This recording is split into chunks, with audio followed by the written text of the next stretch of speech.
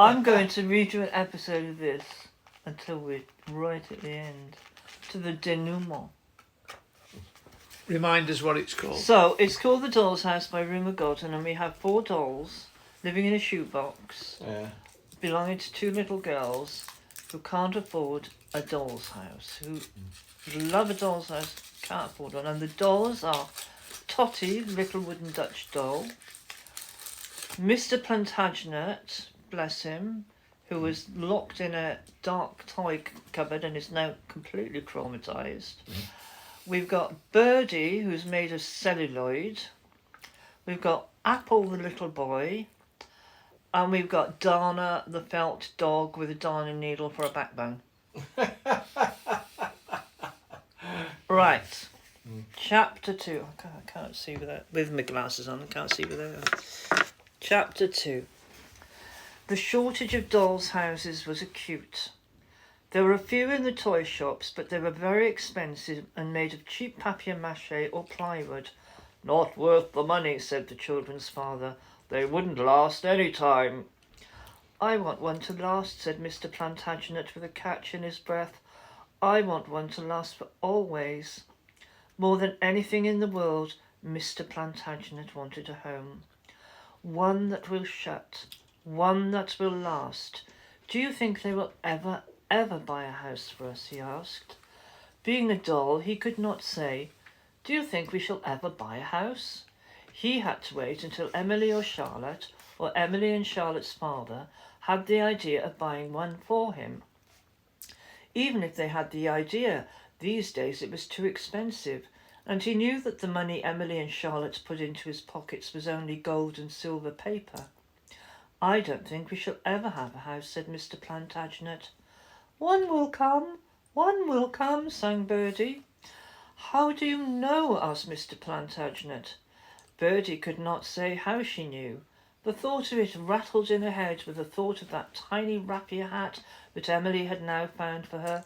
It was no bigger than a half-crown, and Emily had fixed in it a feather from her aunt's canary. Remembering that, Birdie suddenly remembered what she had thought about the house. Emily fixed the house, she said. Emily fixed the hat, she said. Someone will fix the house. Of course there were dolls' houses advertised in the newspaper, even sometimes in the part of the newspaper Emily cut up for Mr. Plantagenet. Doll's house for sale, 4 rooms, fully furnished, electric light, loggia, garage with miniature cars, £25. That's an enormous heap of money, said Charlotte. But I don't want electric light, said Mr. Plantagenet. A little pretending candlestick would do for me, and I wouldn't know how to drive any kind of car. But even the plain dolls' houses, 4 rooms, 2 rooms, some furniture, were 7 or 8 or 3 or even 4 guineas each, and neither Emily and Charlotte nor their father had that much money to spare. We shall never get one, said Mr. Plantagenet. At the moment the Plantagenets were as uncomfortable as anyone in London. They had to live crowded together in 2 shoeboxes that were cramped and cold and that could not shut. When they hung their washing out to dry, even the smallest pattern duster, it made the cardboard sodden and damp. You can't play with them properly, wailed Charlotte. It doesn't feel like home, said Mr. Plantagenet, though of course it is ever so much nicer than the toy cupboard, he added hastily. But I am too heavy for it, and so is Apple. It doesn't feel safe. I don't mind it, said Birdie. But then Birdie, aggravating creature, never minded anything. She was happy anywhere. It slips about, everybody knocks it over. It doesn't feel safe, said Mr. Plantagenet. Long, long ago, began Totty in a comforting voice, and it is the best wood that gives out the most comforting voice. Ask the men who make pianos and violins and flutes. Long, long ago, I knew a doll's house. I lived in it. It belonged to Laura. She was Emily and Charlotte's great-great-aunt. That was 100 years ago, said Totty. Totty had stayed the same all that time, for all that 100 years.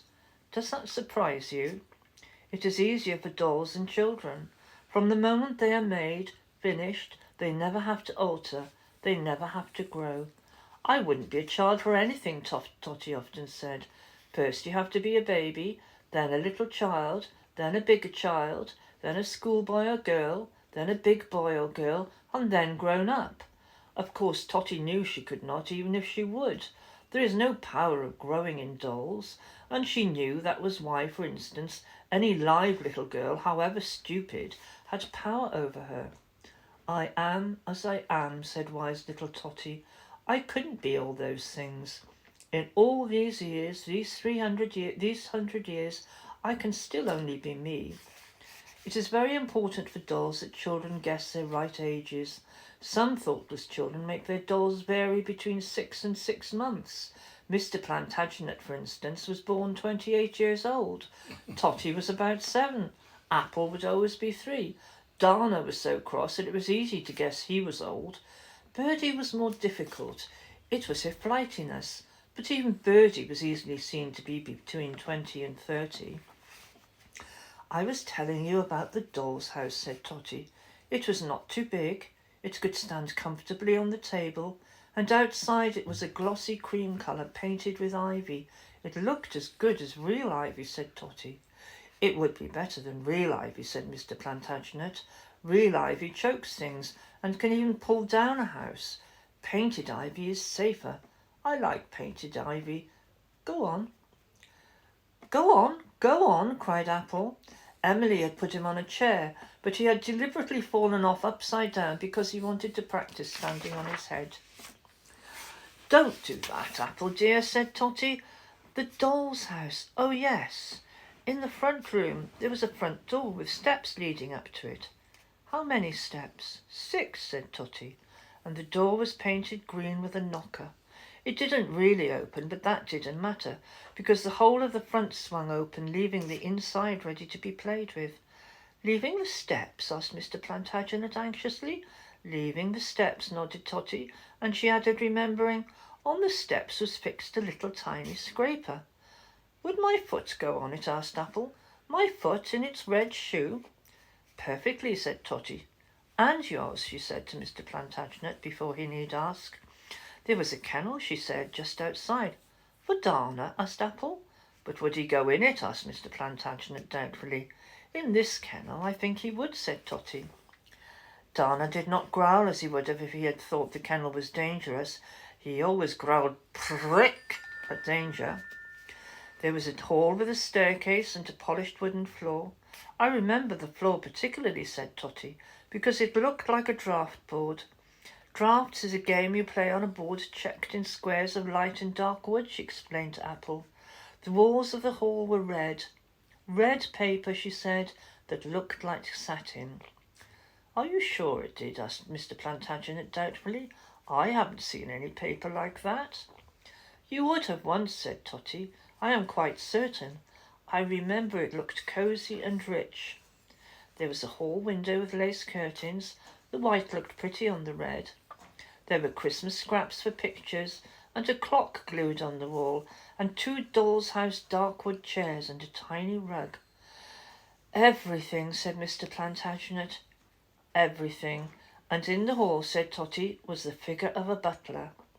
No one asked her why she said the figure of a butler instead of a butler. They knew that whoever had made or tried to make the butler had not been successful. There are some dolls like that. There was no need to pity him, because he never had been a butler. We could put him outside, said Mr. Plantagenet. Go on. To the left was the kitchen, Totty went on. You know which the left is, Apple? Your left hand, the one you don't shake hands with. On the left hand was the kitchen. What was it like? What was it like?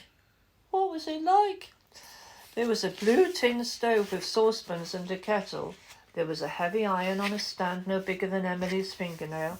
There was a rolling pin and a wooden pudding basin smaller than a thimble. There was a dresser with flowers, china, cups and plates on it, a table and another rug and kitchen chairs, and a mangle and a pot of pretending geraniums on the window sill. Oh dear, said Mr. Plantagenet longingly. Up to now, the thought of the house and the thought of her hat had been knocking together in Bertie's head. Now she asked, "Was there a little feather broom?" "I think there was," said Totty. "Dear," said Bertie, and the feather broom and the feather in her hat seemed to float before her eyes. "Could you make buns for tea in that kitchen?" asked Apple. "What is a bun?" "To the right of the hall," said Totty. "You know your right hand, Apple dear, the one you do shake hands with. To the right was the sitting room. It had a green carpet," said Totty, "the colour of holly leaves, and it had real wallpaper like the hall, only this one was white with cream stripes. On the wallpaper were two little pictures. Their frames were made of glued-on shells that Laura had picked up at the seaside. There was another window—" "Did it open?" "No, it didn't open, but it had lace curtains too, and there was a fireplace and a fire of shining red gelatine paper. There was a sofa covered in red velvet, and two chairs to match, and a table and a piano. Its notes were paper notes glued on. On the table," said Totty slowly, "was a lamp with a white china shade. It would really light if you used a birthday cake candle." "We should have to be careful of Apple with that candle," said Bertie suddenly, and they all stared at her, because that was such an unusually clear thing for Bertie to say. "You were right to be afraid of fire," said Totty. "You are celluloid, Bertie, and that would flare up in an instant if you went anywhere near fire." "You would, you know," said Mr. Plantagenet. "Better not go near the candle, Bertie." "I?" asked Bertie, surprised. "I was thinking of Apple." "Also on the table," said Totty, "there was a vase of wax roses. They were modelled in wax, and they were no bigger than a thimble." "Like the pudding basin," murmured Mr. Plantagenet. "Yes," said Totty, "and in the sitting room there was a golden cage, and inside the cage was a bird." "A bird?" asked Bertie. "Ah, did it sing?" "No, it couldn't sing," said Totty, "but it was there." "It could sing," said Bertie, and her eyes seemed to shine. "I know how it sang." Scraps and pieces of all the songs she had ever heard, knocked together gently in her head with bird songs, chiefly sparrow, because she had heard little else, being a London doll. She could not sing any one of them, but they all ran together and seemed to make a chain of song in her head, such as might be sung by a bright toy bird. "Ah," sighed Bertie. Music, delicate clockwork musical box music, was what Bertie liked to hear. "Upstairs," said Totty, "there were two bedrooms. One had a pink flannel carpet, and one had a blue. There were beds with nicked round blankets, and there was a white tin bath with taps, and there was a cot with bars." "Would it do for me?" asked Apple. "It would be a good fit," said Totty gravely. There was a jug and basin and a pail to match them for carrying the water downstairs. "Very thoughtful," said Mr. Plantagenet. "Did the taps on the bath really run?" "Yes, if you put water in the tank behind the bath," said Totty. Mr. Plantagenet nodded. Apple was thinking about the cot. Bertie was thinking about the bird in the bird cage. "Occupied, of course," said Mr. Plantagenet suddenly. "Occupied?" asked Totty. "I mean, there are other dolls living in it, of course." "It was a long time ago," said Totty. "Maybe it has gone, been sold or broken up. I don't know where it is now," said Totty sadly. "That Laura, great-great-aunt Laura, had a little girl, but the little girl is a great-aunt herself now. Why, she is Emily and Charlotte's great-aunt. Maybe she has given it away or given it up, I don't know." "But dolls lived in it then," said Mr. Plantagenet. "You lived in it once. Did other dolls live there with you? Don't you remember them?" "I remember one," said Totty slowly. "Yes, I remember her," said Totty very, very slowly. "Why do you say it like that? What was her name?" "Her name was Marchpane." "What a funny name. What does it mean?" "Marchpane is a heavy, sweet, sticky stuff like almond icing. Very old-fashioned," said Totty. "You very quickly have enough of it." "It was a good name for her," said Totty slowly. "But what was she like?" asked Mr. Plantagenet. "What was she like?" asked Bertie. "What was she like?" asked Apple. "She was valuable," said Totty. "She was little and heavy." What was she made of? I am made of celluloid, said Birdie, and celluloid knocked in her head against other words like it, cellophane, cellular, Celanese.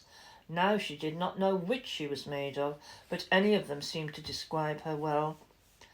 I like you to be made of celluloid, said Mr. Plantagenet quickly, as if he were afraid that what Totty said might hurt Birdie, but Birdie did not mind. Marchpane was made of kid and china, said Totty. Kid? What is kid? It's a kind of leather. White leather, said Totty. Her body was made of it and stuffed with sawdust and jointed. Her joints worked more smoothly than mine. Her head was china, and her eyes were china too. Her hair was real in a plait that they pinned round her head. You could plait it and unplait it. Was it yellow? Asked Birdie. Yes, said Totty mournfully. Is there much difference between real and unreal? I wouldn't know, said Birdie. Well, yes, said Totty as gently as she could. Did her clothes take on and off? Asked Apple, who hated to have his clothes taken off. She was in wedding clothes, said Totty. They took off and they were all white. White? I shouldn't like that, said Birdie more cheerfully. I like pink and red and yellow and blue. But they were beautiful. They were stitched with tiny feather stitching. Is there a stitch called feather stitching? Oh, I should like that, said Birdie, forgetting Marchpane. And they were edged with the narrowest real lace. Prick, said Dana suddenly. They looked at him in surprise. They all looked round for the danger and could not see any. Were those curtains real lace curtains? Asked Mr. Plantagenet. Those curtains in the house? I shouldn't suppose so, said Totty. Real lace is very expensive. If it were my house, said Mr. Plantagenet, I should have real lace curtains, nothing less, said Mr. Plantagenet firmly. Think, to live in a house like that. His eyes at Emily, now kept quite free from dust, shone. Being glass, they shone quite easily. Not to live in a shoebox any more. His voice changed as he said that. He sounded as if he was shut in the dark toy cupboard again. I could get out of my cot, said Apple suddenly. I would climb through the bars, and Emily and Charlotte would think I had rolled out. Birdie was thinking about the bird, her songs, her hat, its feather stitching, the feather broom. And when they had finished playing with us, said Mr. Plantagenet, they would shut up the front, and we should be alone, quite private in our own house. Yes, said Totty, I had forgotten how good that can be. She had forgotten Marchpane as well. Very good. You're enjoying that, aren't you? It's great book. I love it. I loved it. I've read it so many times. Yeah.